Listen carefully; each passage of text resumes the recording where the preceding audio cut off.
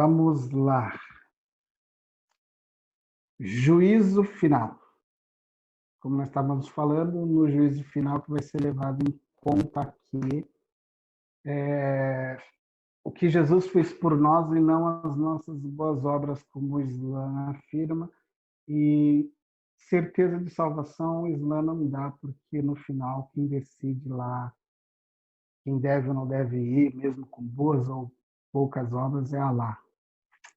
Então, em Cristo Jesus, nós somos salvos por meio do mérito dele, e isso é garantia da nossa salvação.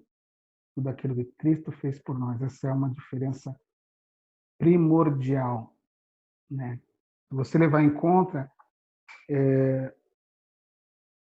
tudo aquilo que o Islã afirma, ele acaba por anular tudo aquilo que o cristianismo afirma há séculos, né? Então, o Islã nega a Trindade, o Islã nega a autoridade das Escrituras, no caso a Bíblia, o Islã nega o pecado original, o Islã nega salvação por meio de Jesus Cristo, o Islã fala que no juízo eterno eu serei salvo segundo as minhas obras e segundo as minhas observações aos 5 pilares do islamismo. Totalmente, a Bíblia afirma totalmente o contrário daquilo que o Islã afirma. Por exemplo, o Paracleto anunciado por Jesus era Muhammad, né? Porque, segundo o Islã, aquela passagem que Jesus fala sobre eu vos darei o outro Consolador, o Islã fala que essa palavrinha Paracleto, né? Paracletos aí, ela é, na verdade, um termo chamado Pereclitos, ou seja, louvado. Lembra do nome Mohamed, exaltado, louvado? Então, eles fazem essa troca para mostrar que o texto bíblico em João 14:16 está afirmando a vinda de Maomé. Então, eles fazem esse trocadilho aí, dizendo que Jesus afirmou que o próximo que viria era Mohamed, né?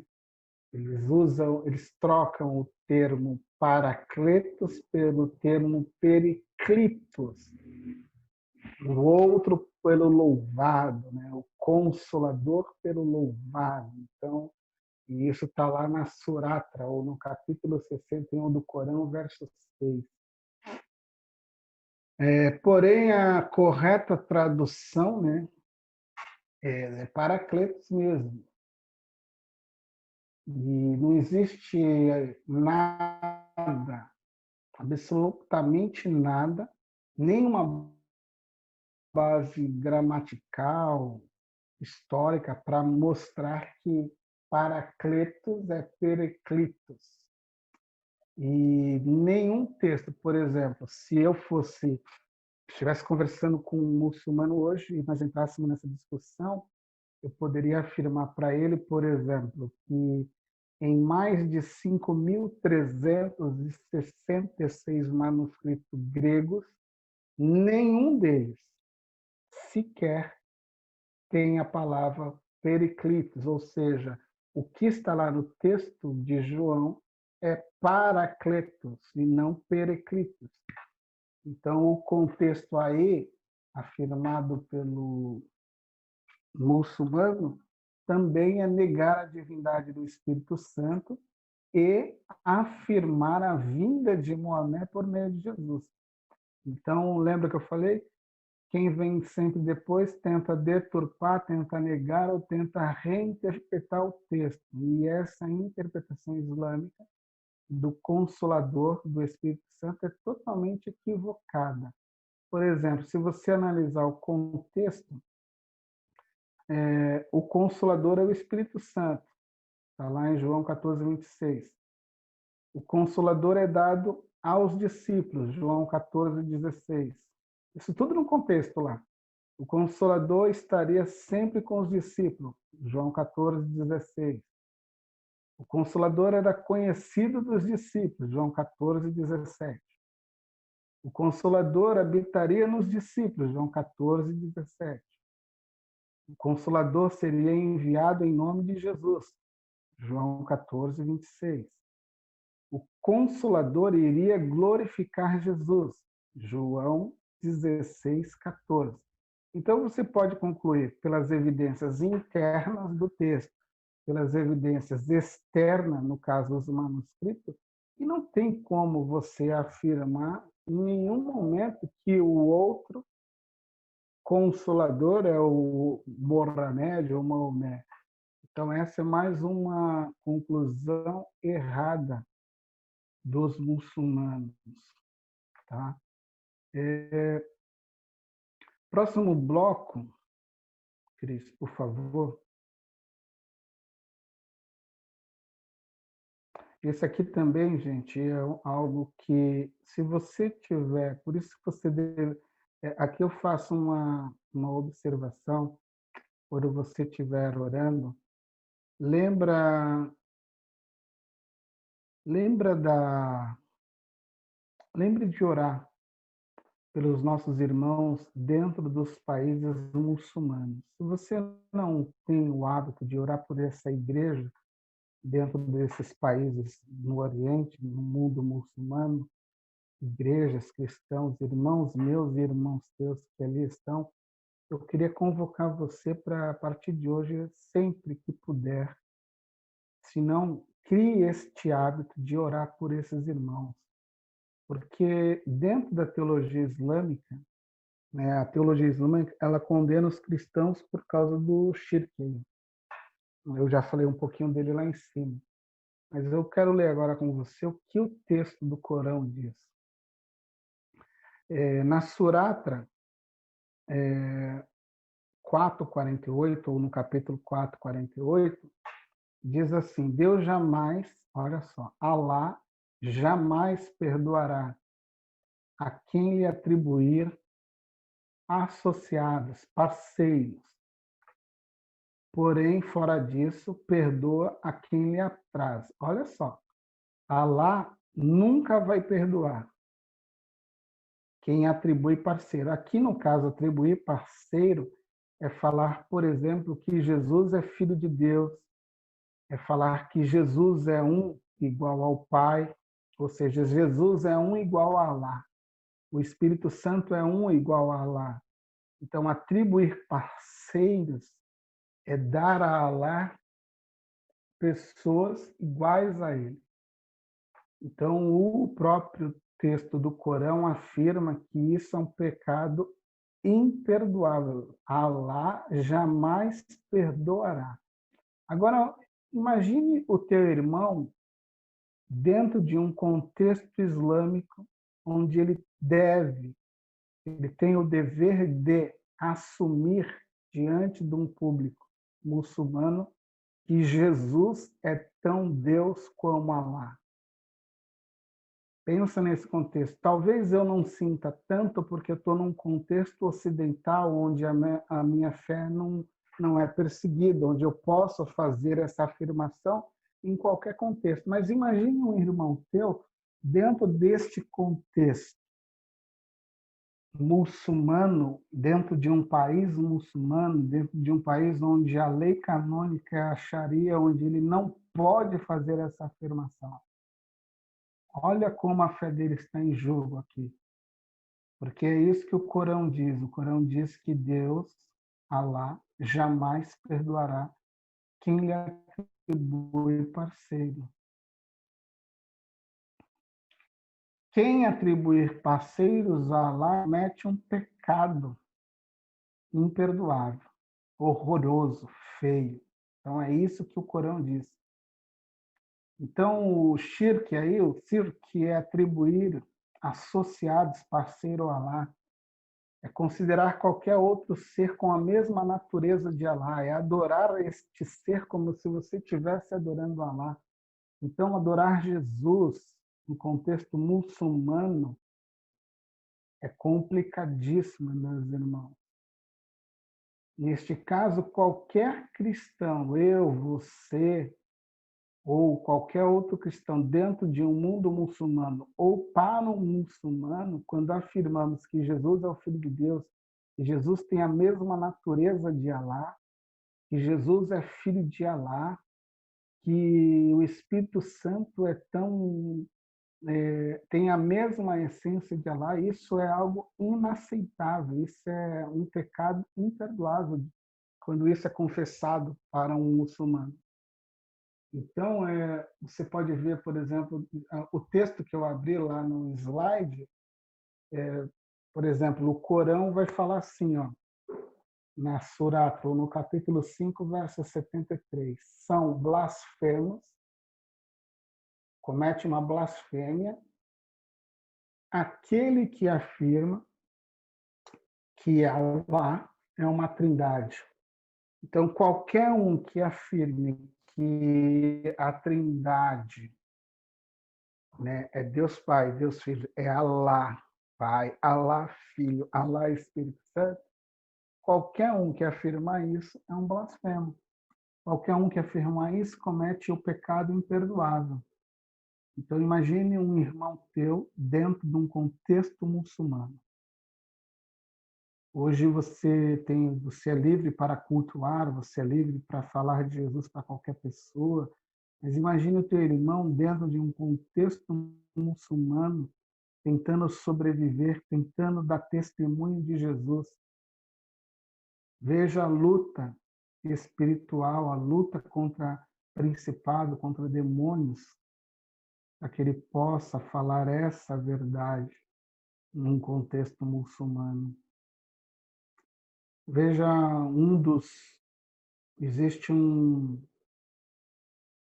hadith, que são os ditos de Maomé. Dentro desse hadith, que também é um texto muito usado pelos muçulmanos, diz lá, ó, que foi dito: Deus me ordenou a lutar contra os idólatras, até que prestem testemunho de que não há outra divindade além de Alá, o único, e de que Mohamed é o seu mensageiro, o mensageiro de Deus.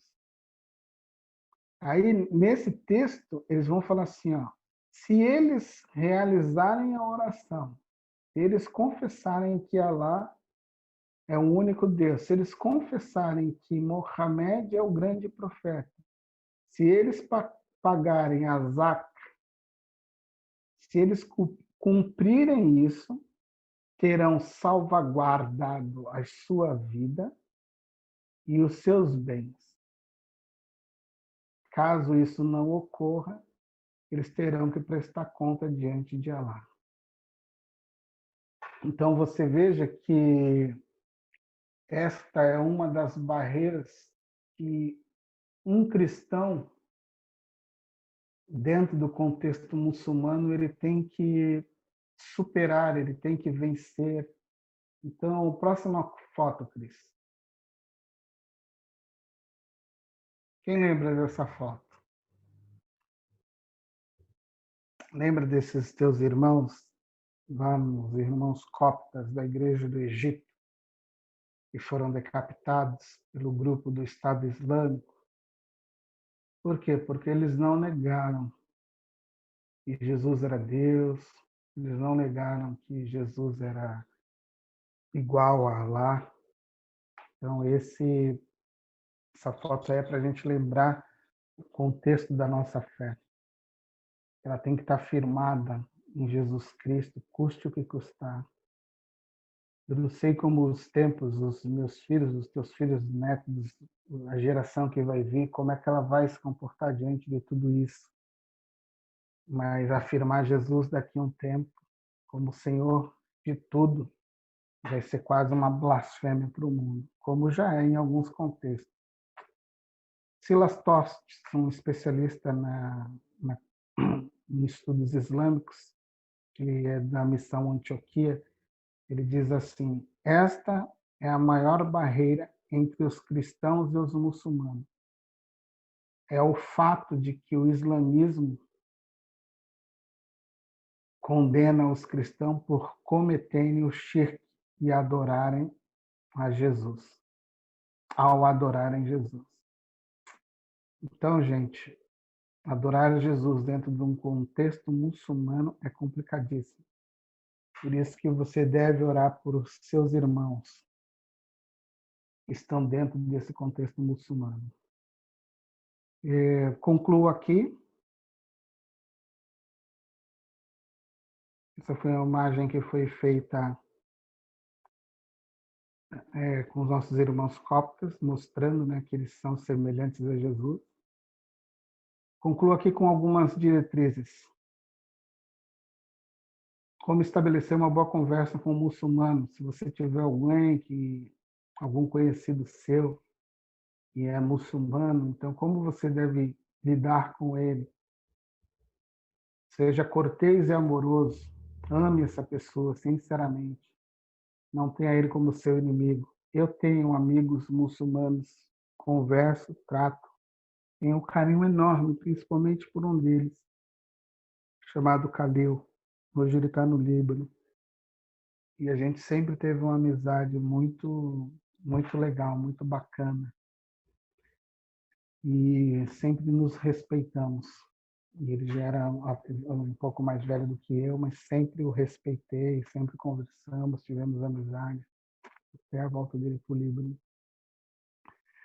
Mostra interesse por sua crença, permita que ele fale sobre a visão dele, familiarize-se com as crenças básicas. Isso aqui que eu te passei foi uma crença, assim, foi o básico do que eles creem. Coloque-se à disposição para ler o Alcorão, lá o Corão, né, para você ver o que está escrito lá, para você saber o que tem lá. Permita, né, se permita ler, aquele veja que você tem interesse também. Apegue-se às doutrinas cardeais da fé cristã, isso é muito importante.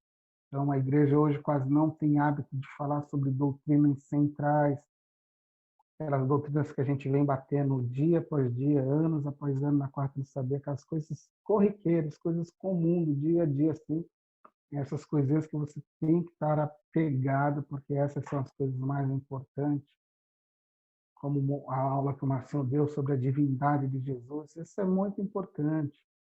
Reserve um tempo para responder todas as perguntas de forma sincera. Destaque a centralidade da pessoa de Jesus. Agora imagine isso aqui dentro de um contexto muçulmano. Enfatizar a cruz, a ressurreição de Jesus, que uma pessoa pode ter certeza de salvação e assim por diante, tanto agora como na eternidade. Compartilhe o plano de salvação com o muçulmano. Destaque que a salvação é um presente, ela não vem por merecimento. Tudo que o muçulmano faz é para merecer boas obras. Então, destaque que em Cristo você é salvo, mas a salvação é um presente, não é por causa do que você faz. Ore pedindo a plenitude do Espírito Santo. Confie que ele vai te dar a sabedoria e a graça necessária para testemunhar de Cristo a esses teus amigos muçulmanos. Esteja disposto a se tornar amigo e um evangelista pessoal de um muçulmano. Ok? Deixo aí algumas indicações para vocês, está no próximo slide. Se você não teve a oportunidade de assistir Califado, você pode assistir, está no Netflix. Ela conta a história de um grupo de pessoas, por exemplo, um grupo que está na Europa e sonha em viver o extremismo da ideia ortodoxa muçulmana, enquanto quem está dentro, quem comprou isso e foi para dentro do Estado Islâmico, está tentando sair daquele regime cruel existente lá. Então, essa califada ela vai cruzar essas duas ideias e vai mostrar como a Europa, né, ela vai sofrer com essas questões de atos terroristas e coisa e tal. Então, é uma série muito bacana, se você tiver oportunidade aí para conhecer mais esse contexto muçulmano, né? Fica essa dica aí do califado. Você também tem aí, ó, a Falda. Eu acho que eu já indiquei essa minissérie aí. Ela é bem atual. Ela mostra o conflito existente entre Israel e os países ali os estados, né, os países muçulmanos, e você vai ver ali a realidade, e você vai ver nessa falda, por exemplo, que até o regime do Estado Islâmico ele é uma coisa que tanto para o muçulmano como para o grupo de Israel eles são inimigos comuns. Assim, nem mesmo os muçulmanos gostavam ou gostam, né? Gostavam porque o Estado foi destruído. Há quem diga que foi destruído, não sabemos ao certo. Mas dizem que nem os próprios muçulmanos gostam desse grupo do Estado Islâmico. Depois tem esse videozinho aí no YouTube, ele é um pouquinho antigo, tá?